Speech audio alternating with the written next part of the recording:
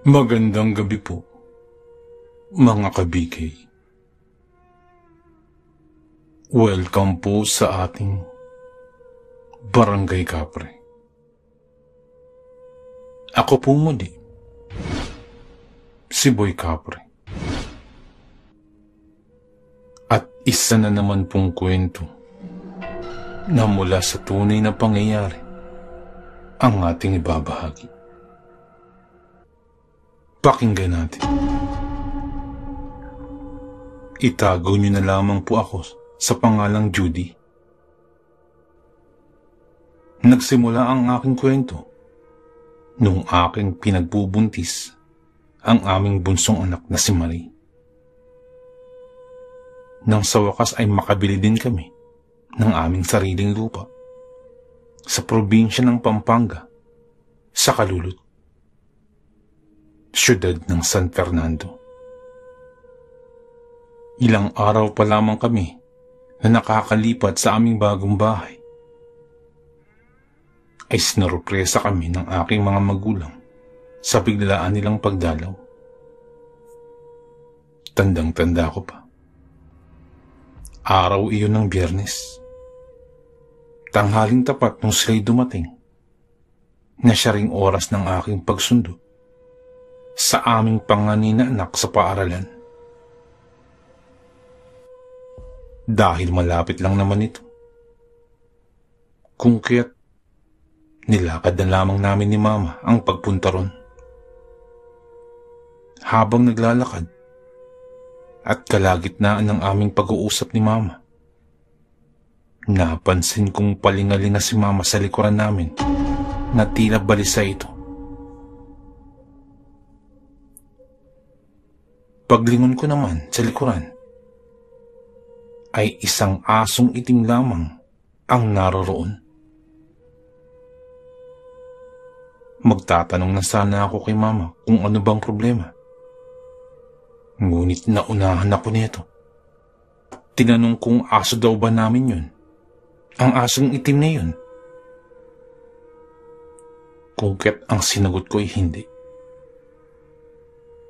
Naguguluhan din ako kung saan nanggaling ang aso niyon, sapagkat kanina ay wala naman. Wala naman kaming napansin na pag-alagalang hayop doon kanina.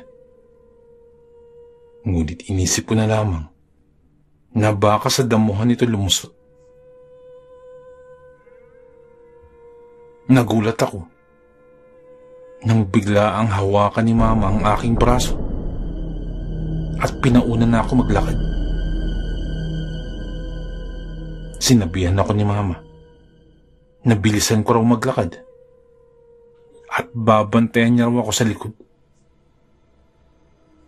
Napansin ko pa na may kinuha siya sa kanyang bulsa, sa suot niyang duster na tila buhangin na kulay puti, bago isinaboy ito sa dadaanan namin. Tinanong ko si Mama kung ano yun. Ngunit sinitsitan niya lamang ako na tumahimik at pinaiwas akong tumingin sa may likuran. Hindi na lamang ako nagtanong pa at nagpatuloy na lamang ako sa paglalakad. Hanggang makarating kami sa paaralan ng aking anak, ay nananatili kaming tahimik. At dahil na rin sa pangangalay ng aking mga binti, kung kaya naman ay naupo muna ako sa isa sa mga kubong nakalaan bilang antayan talaga ng mga magulang. Nais ko sanang magtanong nun nang mapansin kong isnauli na ni Mama ang supot, ngunit tila alam na neto ang nasa isipan ko. Kung kaya naman, umupo siya sa tabi ko at saka nagpaliwanag. Ayon kay Mama, ay asin daw yun at kailangan na lagi akong may dala-dala kahit saan man daw ako mapunta.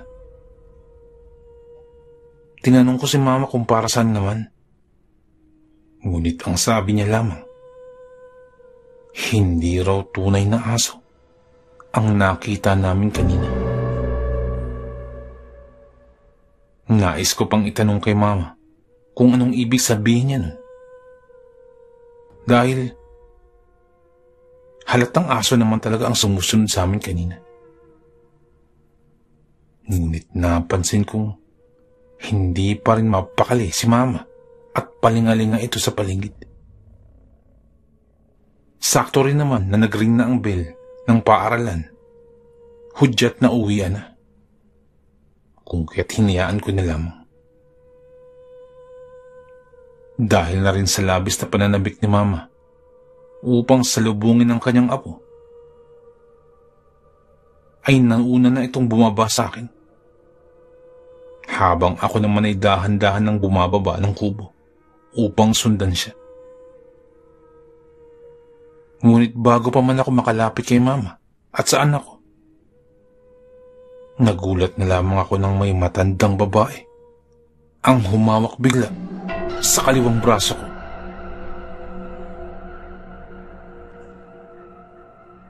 Ang matandang babae ay ang parang mga makikita mo na nasa daan na nanghihingi ng limos. Ngunit bukod dun, nagtataglay ito ng masangsang na amoy. Ngunit madulas ang kanyang balat na naging dahilan upang maialis ko agad ang pagkakahawak niya sa aking braso. Kasabay ng pag-alis ng aking braso sa hawak niya, ay hindi ko sinasadyang mapatitig sa kanyang mga mata. Kung sa normal na mata kasi ng tao, ay makikita mong nakatayo pa rin ang refleksyon mo. Ngunit sa matandang babae, ay nagsipagtayuan ang mga balahibo ko nang makita kong nakabaliktad ako sa kanyang mga mata. Dahil sa labis na kaba, kung kaya naman ay nagdahilan na lamang ako sa matanda na wala akong barya o dalang pagkain na maibibigay ko sa kanya. Hanggang sa makalayo ako sa matanda, ay nakatitig pa rin ito sa akin. Bumalik lamang ako sa ulirat nang marinig ko ang pagtawag sa akin ng aking anak, na sinuklian ko naman ng matamis ng ngiti. Lumapit ang anak ko sa kanyang lola at doon ay sinubukan ko muling lingunin ang matanda kanina. Ganun na lamang ang pagtataka ko nang wala na kahit konting bakas ng matanda kung saan ko siya kanina nakita. Ngunit nananatili pa rin sa aking pakiramdam na tila meron pa rin nakamasid sa akin. Sa kabilang banda naman, akala ko'y maglalakad pa rin kami pabalik sa bahay. Ngunit tumawag na ng tricycle si Mama. Pagkadating sa bahay, ay napansin kong parang may nakatingin pa rin sa akin. Hindi ako mapakali at hindi ko rin maintindihan. Hanggang sa nagpalingalinga ako sa paligid ng aming bahay bago pa man pumasok, nang mapansin ko agad ang isang kakaibang ibon na dumapo sa puno ng duhat.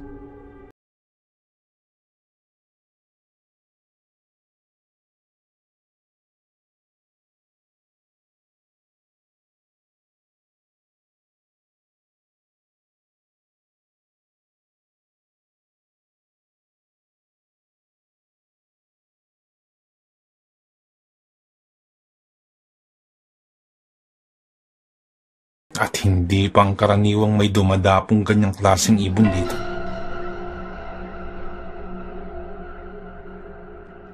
At habang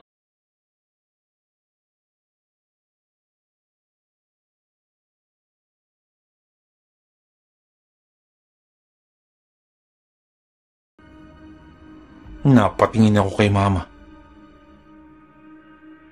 Nang bigla akong muling hilahin ni Mama at pinamamadaling pumasok ako ng bahay.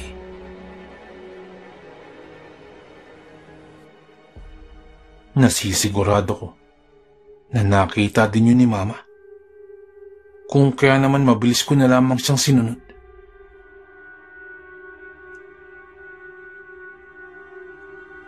Sakto rin namang pagkaalis ng tricycle ay siya namang pagdating ng naglalako sa amin ng asin. Tinawag agad ni Mama ang lalaki at bumili ito ng halos isang palanggana. Napatingin muli ako sa gawin ng ibon at ilang sandali lamang ay lumipad ng ibon. Lalo na't iniaabot na kay Mama ang asin. Pagkatapos nun, ay tuluyan nang umalis ang ibon. Pagsapit ng 3:00 ng hapon na yun, ay saka naman ako nakaramdam ulit ng antok. Kung kaya't nagsabi na muna ako sa aking mga magulang bago ko tawagin ang naglalaro kong anak upang patabihin ko na sa aking pagtulog. Pagpasok sa kwarto ay hindi ko na ikinandado pa ang pintuan, katulad ng lagi kong nakagawian. Panatag naman ako dahil kasama ko sila Mama noong mga sandaling yun. Parehas kaming nagising ng aking anak, bandang 5:00 ng hapon. Sa pagmulat ng aking mga mata, naabutan ko si Mama na sinasabuyan ng bawat bintana ng kwarto. Hindi pa man din ako nakakapagtanong kung para saan ang kanyang ginagawa. Nang maunahan na akong magsalita ni Mama,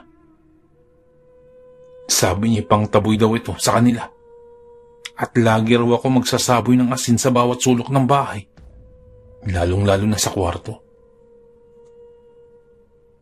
Naguguluhan man ako sa kung sino ang tinutukoy ni Mama nang binanggit niyang sa kanila. Ngunit hindi ko na lamang din inusisa pa kung ano yun.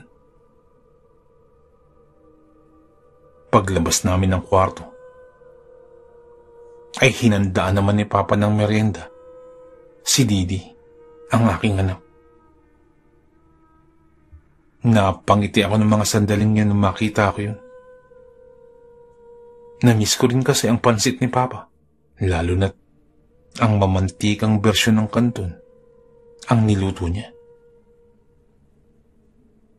Bukod sa pansit, napansin ko rin na may baon ng nyug na nakahilera sa may lababo. Agad kong tinanong si Papa tungkol dun. At sinagot naman niya ako na si Mama raw ang mismong nagpaluto ng lanang iyon sa kanya. Naging kaugalian na sa amin na magluto ng langis ng nyug bilang pangbanyos, lalo na sa mga bata. At laging ginagawa yun tuwing araw ng Biyernes. Ang tanging ipinagtataka ko lamang ay kung bakit sinamahan ito ni Papa ng iba't ibang mga halamang gamot.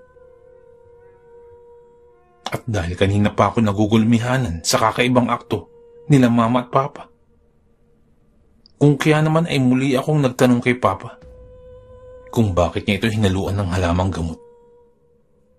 Sumagot naman si Papa upang malaman daw kapag malapit na sila. Tinanong kong muli si Papa kung sino ang tinutukoy niya. Ngunit hindi na ako nito sinagot pa. Kung kaya't hinayaan ko na lamang din si Papa at ganun din si Mama sa kanyang ginagawa. Pagsapit ng gabi, ay sina Mama at Papa na ang nag-aasikaso sa paglalagay ng mga yero at plywood upang maging pangharang namin. Hindi katulad sa syudad, ay walang nanluloob dito. Kung kaya naman ay nakaligo pa ako sa CR sa may bandang likod bahay namin. Habang naliligo, ay narinig ko ang isang pagaspas ng tila isang malaking ibon na lumilipad sa labas lamang ng kinaroroonan ko. Ilang segundo lamang din nang marinig ko ang isang pagkatok ng kung sino sa pintuan na naging dahilan upang manginig ako sa takot. Nang bigla itong magsalita, "Bilisan mong maligo riyan! Bilis!" Si Mama pala ang kumakatok. Dahil naman sa inaakala kong kailangan lamang din ni Mama na magbanyo, kungket agad na akong nagbanlaw upang matapos na. Pagkapasok ko sa kusina, nakita ko ang isang bote na may laman langis. At dahil sa labis na pagkabangha ko, tumitig pa ako rito ng ilang segundo. At habang tinitingnan, napansin ko na parang kumukulo ito. Parang isang bagong salin na soft drinks lamang sa isang baso ang itsura ng pagkulo nito. Nalipat ang atensyon ko kay Mama na kasalukuyang naghihiwa ng bawang na panglagay sa kanyang niluluto. Nang maya-maya pa'y bumulong si Mama na malapit lamang daw ang aswang ng mga sandaling yun. Napatawa naman ako ng mga sandaling yun sa sinabi ni Mama. Pakiramdam ko ay masyadong makaluma ang mga aswang at hindi na sila uso sa panahon ngayon. Hindi na lamang ako sinagot ni Mama. Nung gabi na yun, ay maaga kaming naghapunan. Dahil ako rin naman ang huling kumain. Kungket ako na lamang din ang naghugas ng mga pinagkainan namin. Ngunit bago gawin ang pakay, ay pinapunta ko na muna si Didi sa kwarto nila Mama at Papa upang dun nito gawin ang kanyang takdang aralin.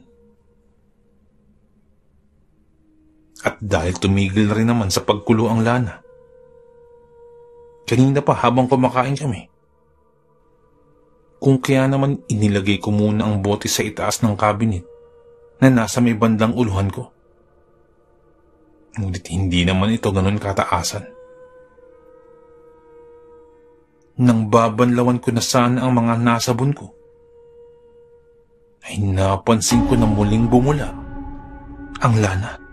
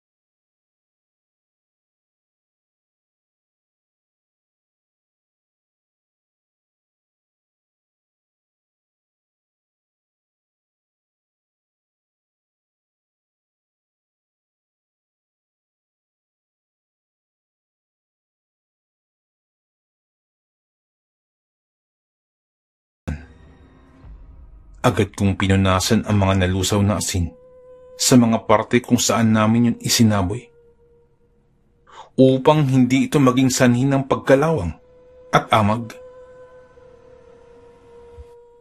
Bago pa man kami makapag-almusal, narinig na namin na may tumatawag mula sa labas.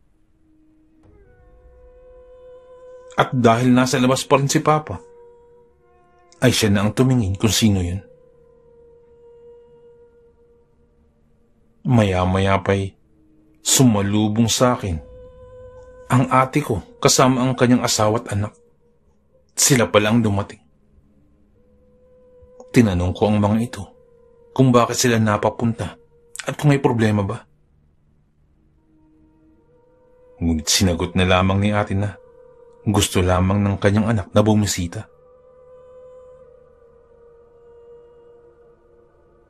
Tinanong din ako ni ate na kung anong nangyari nang mapansin nila ang mga nagkalat na bubog.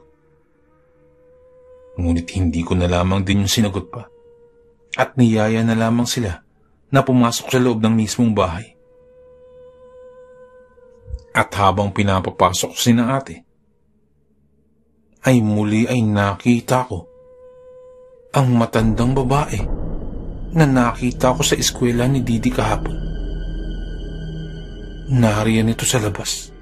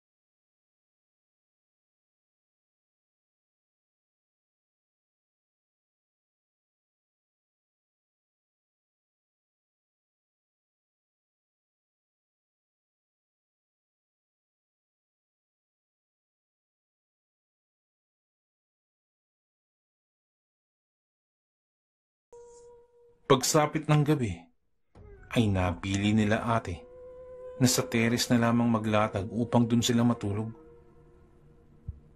Bukod kasi sa mas presko, ay may sariling pintuan din yun, na parang sila lamang na pamilya ang naroroon. At dahil wala rin namang pasok kinabukasan, kung kaya naman hinayaan na lamang namin na maglaro ang mga bata hanggang 8:00 ng gabi. Hanggang sa nabaling ang atensyon ko sa aking pamangkin nang ituro nito ang bote ng lana na nagsisimula na namang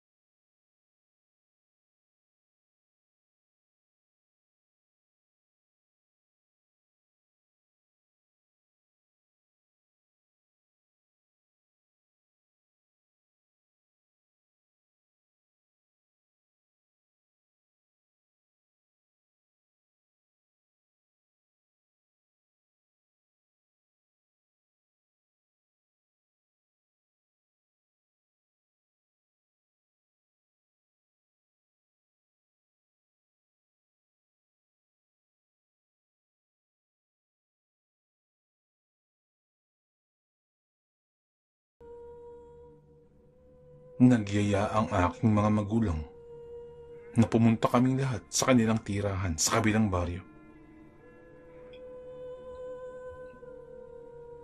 Ngunit bago yun, tinawagan muna namin ang mga kakilalang trabahador ni Papa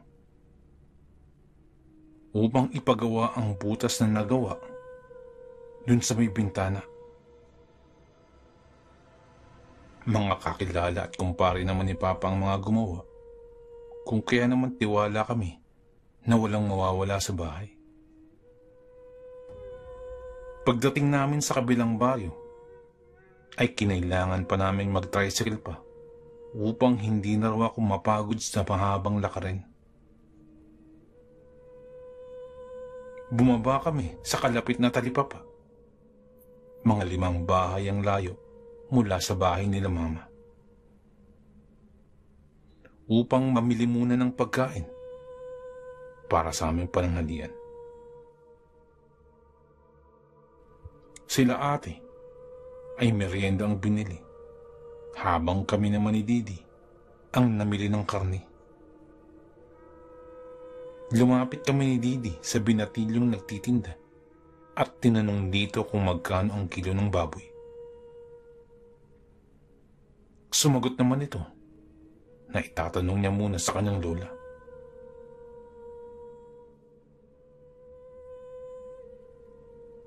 Ngunit ganun na lamang ang pamamawis ng aking kilikili nang makita ko ang mukha ng matandang lumabas galing sa likuran ng kortina. Naramdaman ko ang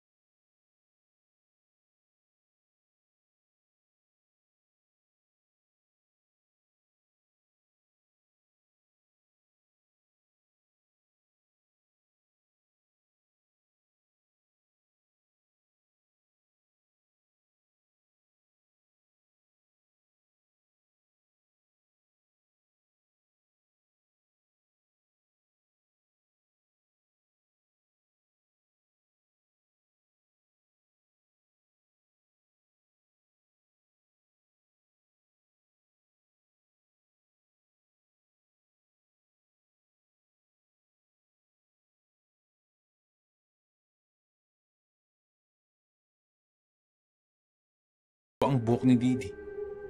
Nilapitan ako ni Mama at pabulong na nagtanong na kung saan daw ba ako dapat bibili ng karne. Dahil dun, ay agad ko nang sinabi kay Mama ang nangyari kanina. Walang binanggit si Mama matapos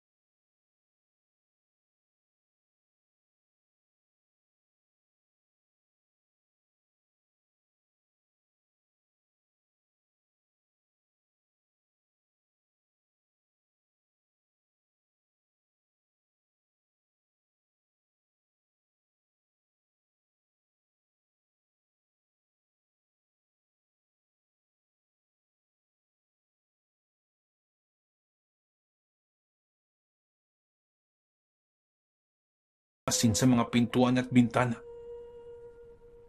Matapos itong magawa nila Mamang Salde na kaibigan nila Papa. Bukod pa dun, ay itinuro na rin naman ni Papa kung papaano ko magagamit ang buntot pagi. Muling sumapit ang gabi. Nagsimula na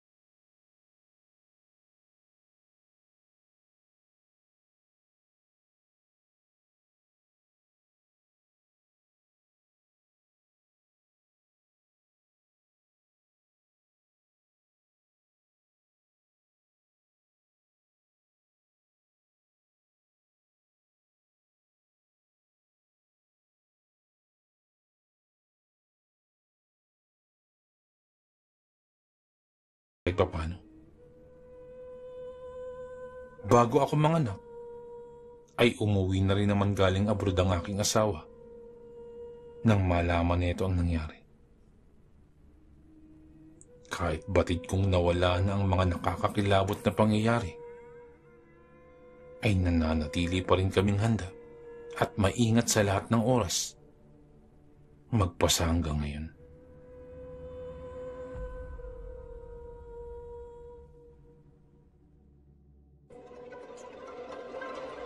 Nais ko lamang kong shout out si Ma'am Cecil Abanono, isa po nating silent listener. Ma'am, maraming salamat po sa pakikinig. Shout out po sa inyo.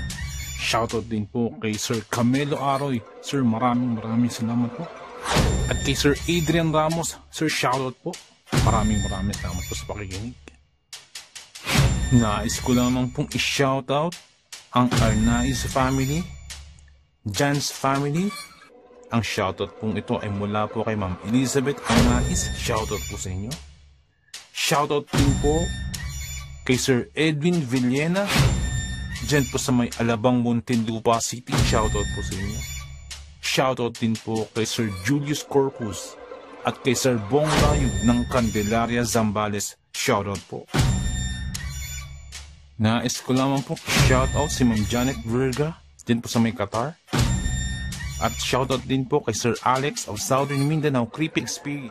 Shoutout din po sa mga taga-Sitio Badyang Tupol, Weste Cabatuan, Iloilo. Shoutout po sa inyo. From Sir Rex Besite, shoutout po sa inyo. Maraming salamat po.